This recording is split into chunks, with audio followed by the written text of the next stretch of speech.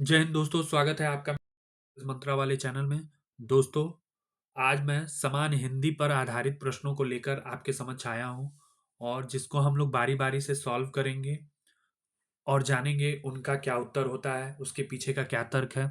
तो शुरू करते हैं आज का पहला प्रश्न और यह उम्मीद करते हैं कि आपकी तैयारी बहुत अच्छी चल रही होगी क्योंकि जल्द ही आपकी परीक्षाएं होने जा रही हैं।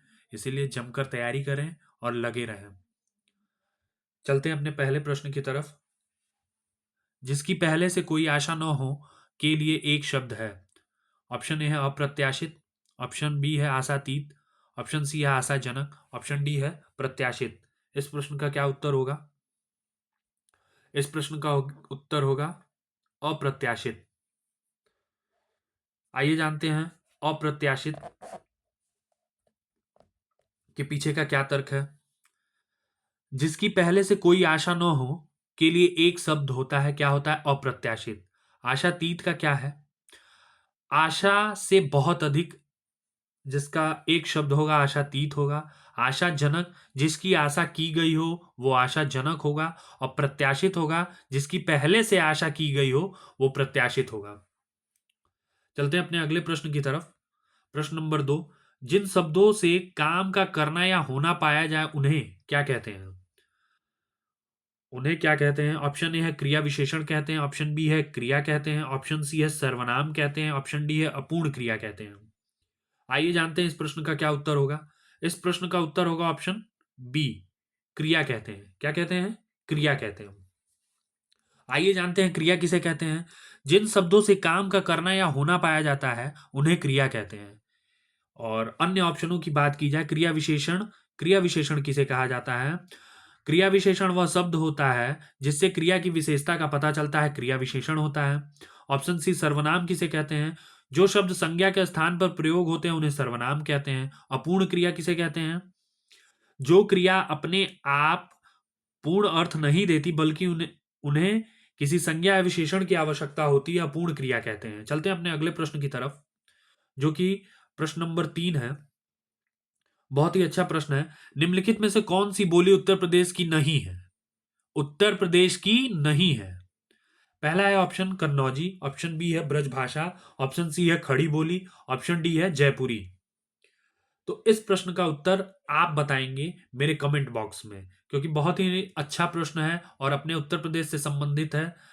तो इसका उत्तर आप हमारे कमेंट बॉक्स में जरूर करें। प्रश्न नंबर 3 एक बार मैं और दोहरा देता हूं कि निम्नलिखित में से कौन सी बोली उत्तर प्रदेश की नहीं है। चलते हैं अपने अगले प्रश्न की तरफ। प्रश्न नंबर 4 क्या कह रहा है? समास के संदर्भ में इनमें से कौन सा कथन सही है? समास के संदर्भ में इनमें से कौन सा कथन सही है? द्वंद्व समास के सभी पद प्रधान होते हैं। ऑप्शन बी कह रहा है जिस कर्मधारय का पूर्व पद संख्या बोधक हो वह द्विगु कर्मधारय समास कहलाता है। ऑप्शन सी है तत्पुरुष समास में साधारणतः प्रथम पद विशेषण और द्वितीय पद विशेष्य होता है। ऑप्शन डी है सभी सही है। क्या होगा इस प्रश्न का उत्तर? आइए देखते हैं। इस प्रश्न का उत्तर होगा ऑप्शन ए, द्वंद्व समास के सभी पद क्या होते हैं? प्रधान होते हैं। द्वंद्व पद के सभी पद क्या होते हैं? प्रधान होते हैं। चलते हैं अपने अगले प्रश्न की तरफ। प्रश्न नंबर 5 क्या कह रहा है? बहुत अच्छा प्रश्न है।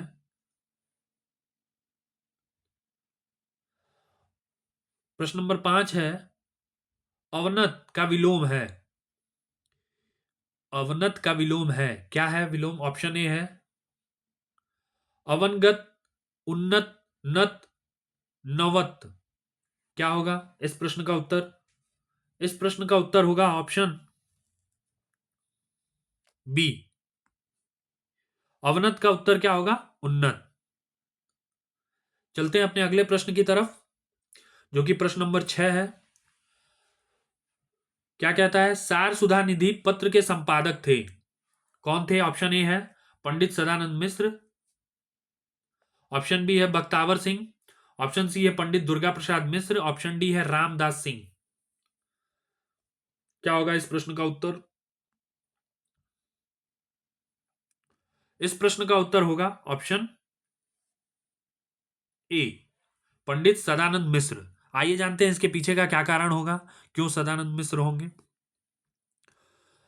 सार सुधा निधि समाचार पत्र पंडित सदानंद मिश्र के संपादन कार्य में निकाला गया था। यह 13 अप्रैल 1879 में प्रकाशित हुआ था। और ऑप्शन बी की बख्तावर सिंह कौन थे? बख्तावर सिंह एक योद्धा थे। और यहीं पे पंडित दुर्गा प्रसाद मिश्र कौन थे? यह उचित वक्ता नामक पत्रिका के संपादक थे। और रामदास सिंह समाजवादी नेता रहे हैं। चलते हैं अपने अगले प्रश्न की तरफ। बहुत ही इंपॉर्टेंट प्रश्न ये भी है। 7वां नंबर प्रश्न क्या कह रहा है? वर्णमाला किसे कहेंगे? वर्णमाला किसे कहेंगे? ऑप्शन ए है शब्द समूह को, ऑप्शन बी है वर्णों के संकलन को, ऑप्शन सी है शब्द गणना को, ऑप्शन डी है वर्णों के व्यवस्थित समूह को। तो इस प्रश्न का क्या उत्तर होगा? इस प्रश्न का उत्तर होगा ऑप्शन डी। इस प्रश्न का उत्तर होगा ऑप्शन डी। वर्णमाला किसे कहेंगे? वर्णमाला वर्णों के व्यवस्थित समूह को कहेंगे। किसको कहेंगे? वर्णों के व्यवस्थित समूह को कहेंगे। चलते हैं अपने अगले प्रश्न की तरफ।